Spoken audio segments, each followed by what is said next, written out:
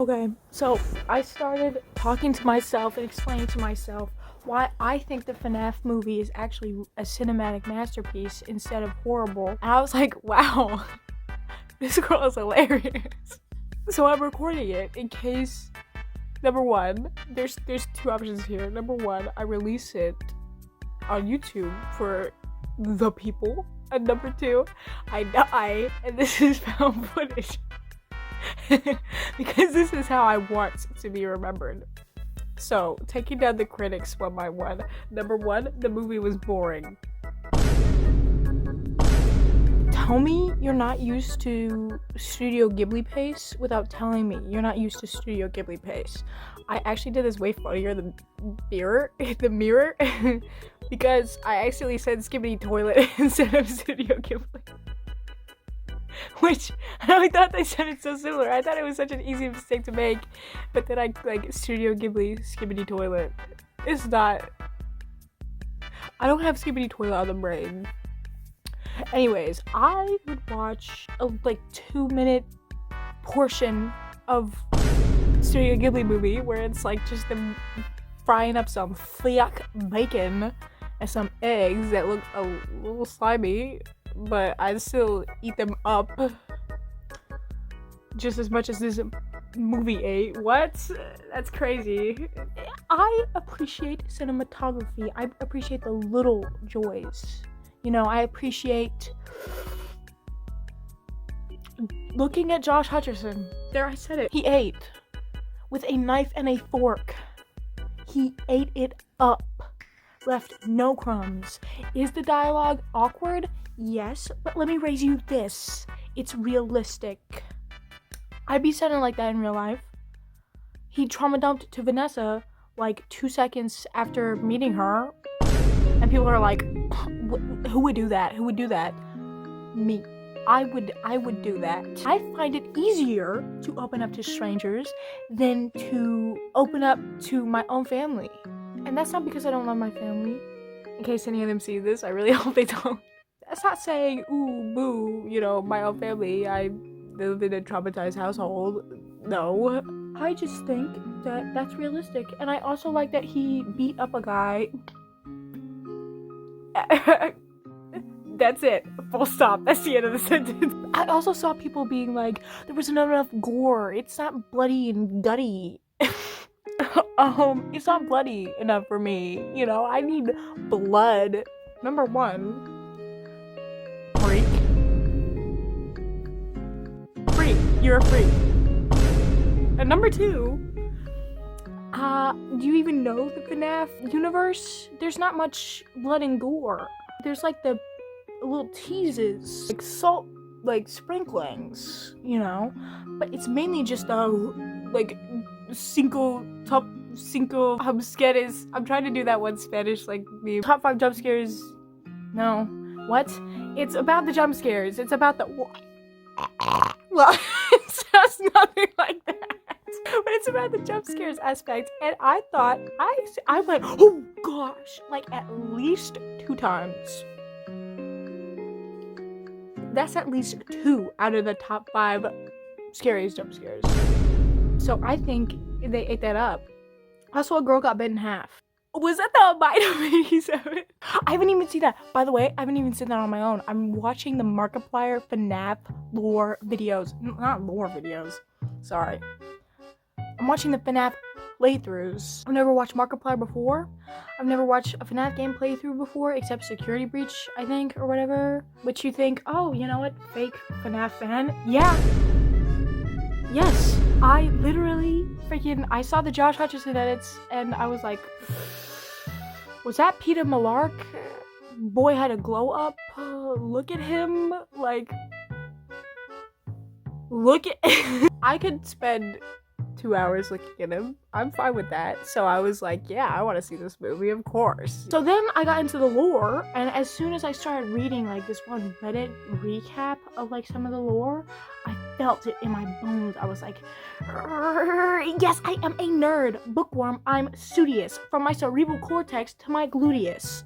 That's what I felt coursing through my veins. So of course I went to the matpat ultimate lore timeline, and I was like, this is interesting.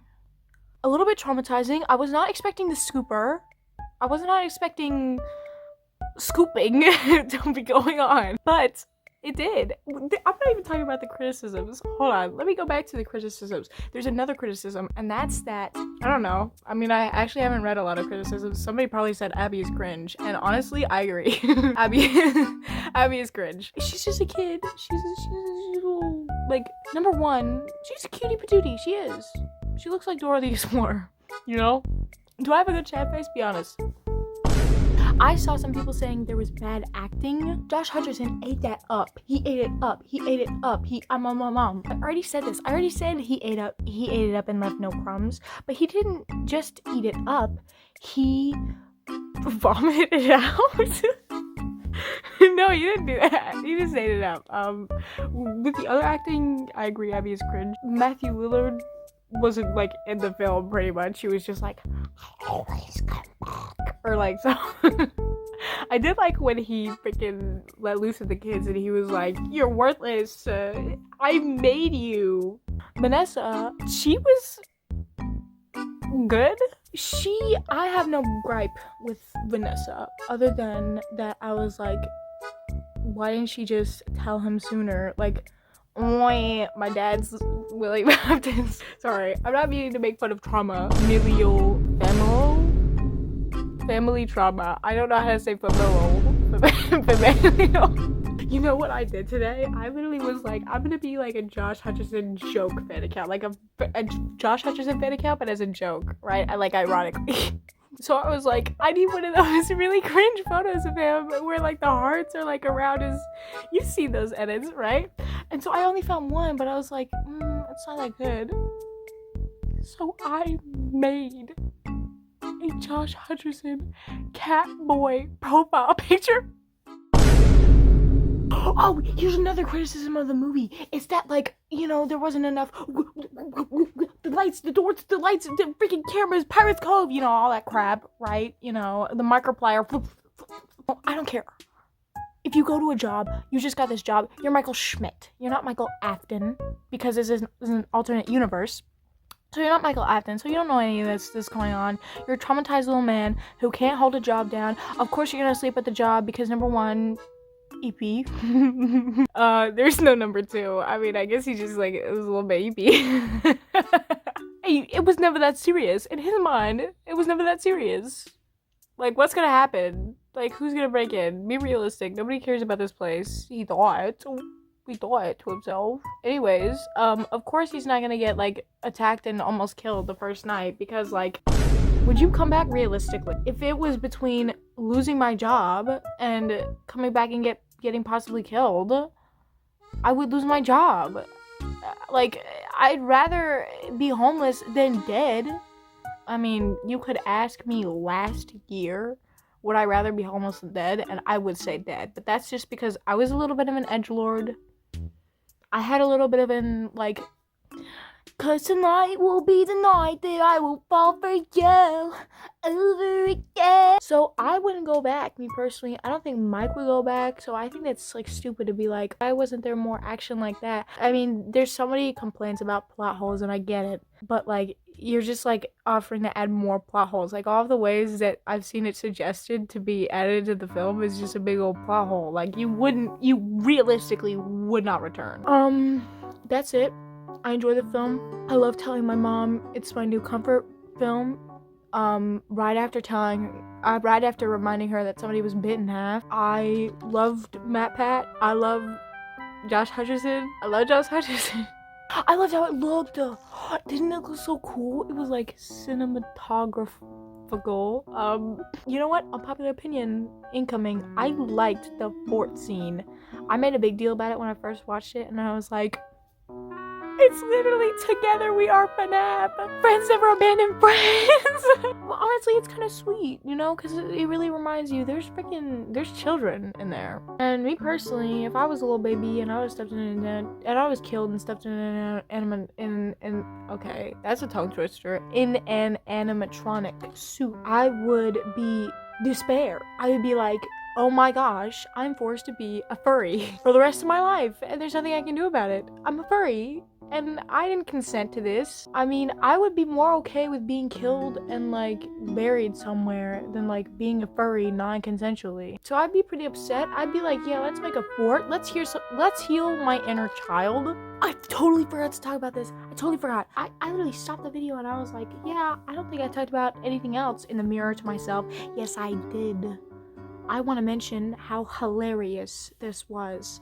Abby, at the end of the movie, she almost got spring locked, trapped, died, like freaking gone, dead, blood spreading out, you know, all that jazz. And at the end of the movie, she was like, I want to go see my friends. You think we could see them again, Mikey? And he, when it pans to him, girl, he is so done.